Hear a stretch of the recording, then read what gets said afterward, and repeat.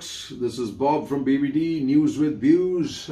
Again, a session on geostrategic opportunities that have opened up for India. Rounding off on what I said yesterday. Like I said, there's a new sheriff in town, and that's Joe Biden, the president-elect in the United States. Things are about to change. What's important at this point of time to understand is that while a lot of people think about the fact that the US are kind of associating our relationship with the United States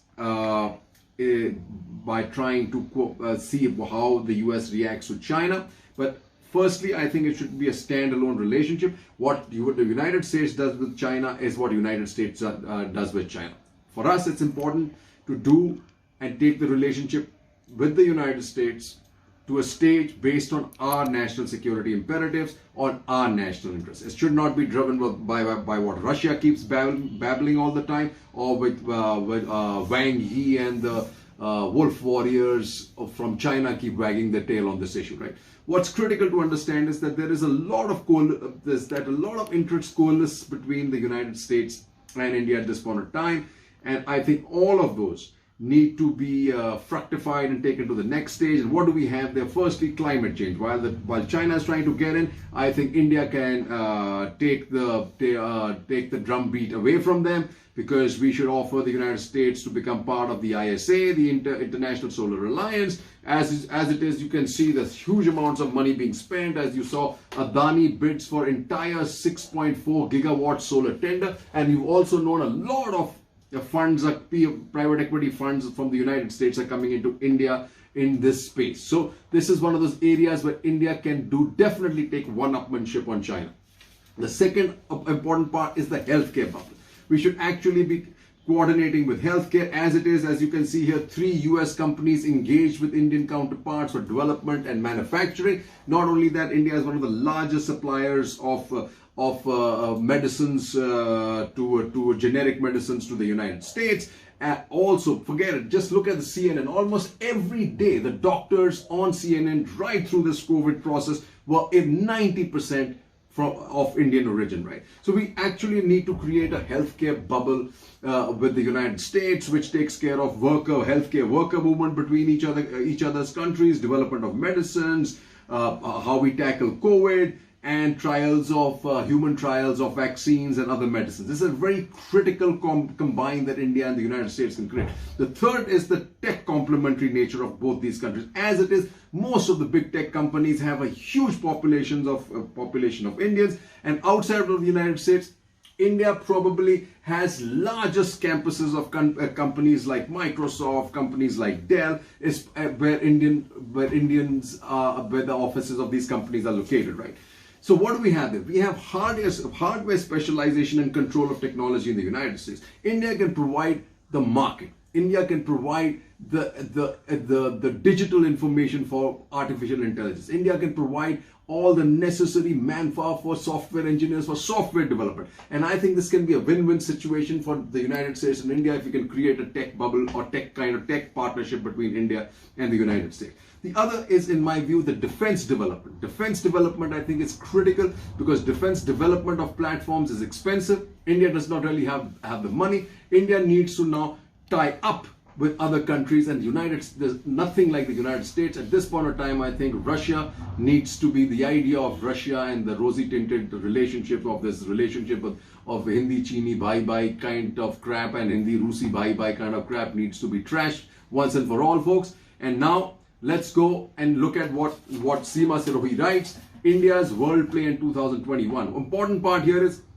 large-scale production, equitable access. So what is going to be 2021? It's going to be driven by vaccine. It's going to be the year of vaccine. Large-scale production, equitable access, smooth distribution, and finally, intelligent administration to the most vulnerable will determine who shines on the global stage. And India has a great advantage here. Come January, India will be at the high table as what a former permanent representative prefers to call an elect member of the United Nations Security Council. Besides that, we have the chair of the WHO, which needs to nail China. He says, despite the disorder, 2 big issues will dominate what remains of the global agenda in 2021. Health security and climate change. And in both cases, India can play a huge role.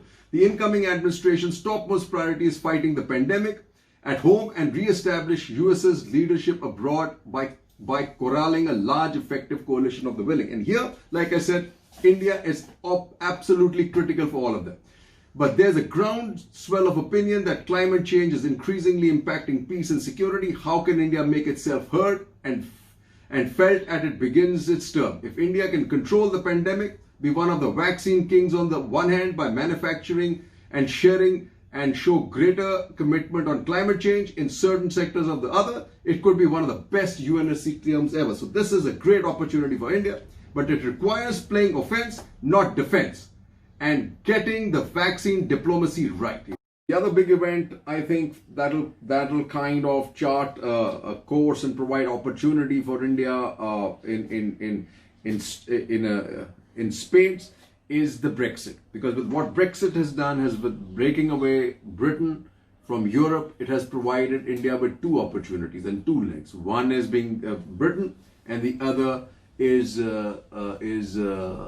Europe. And it's important here that I think the government is also in play, and I think the middle class actually doesn't mind. It's only the layer of people, the intelligentsia, that means maybe the generation above me who still have this colonial hangover, and colonial hangover only for purposes of form, but purposes of intent not really, because all their kids have studied in the UK. Everybody loves to go to London. So I think it's just form and a form of show, and nothing more than that.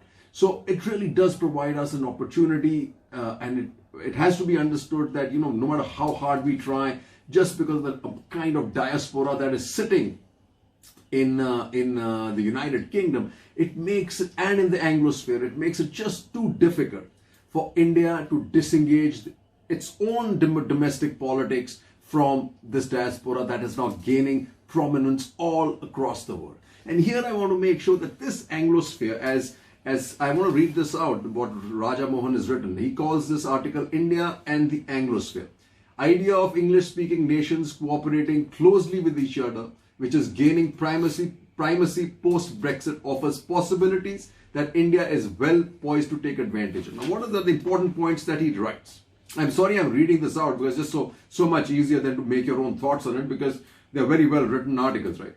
He says, or an Anglosphere, or the world of English-speaking people bound by common political beliefs, similar legal traditions, and shared geopolitical interests, was among the main ideas that animated the political movement in Britain that successfully pulled London out of the European Union. Okay, Brexit done, as this says. UK MPs approved trade deal with EU, paving way for orderly Brexit. So Brexit is done orderly, which works for our companies, right? The Anglosphere is now likely to acquire some gravitas in British foreign policy. It could be a powerful complement to the United Kingdom's continuing commercial engagement with Europe and a new motor for Britain's independent political role in the world.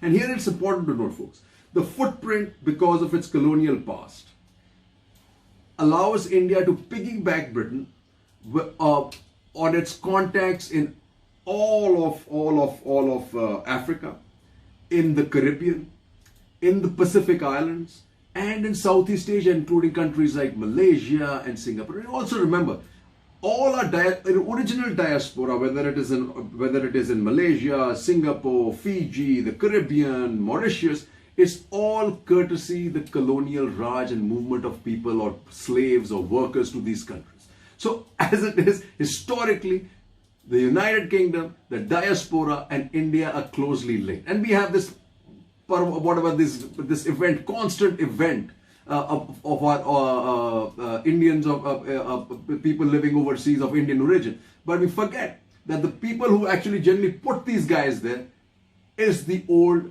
British colonial trade of people that happened whenever it happened, right? So what's important here is, he says, during the Prime Minister would want to start a conversation with Boris Johnson next month as the chief guest at the Republic Day celebration. He says, while the idea of an Anglosphere gains ground, there is no agreement on who might constitute such a group and what it might do.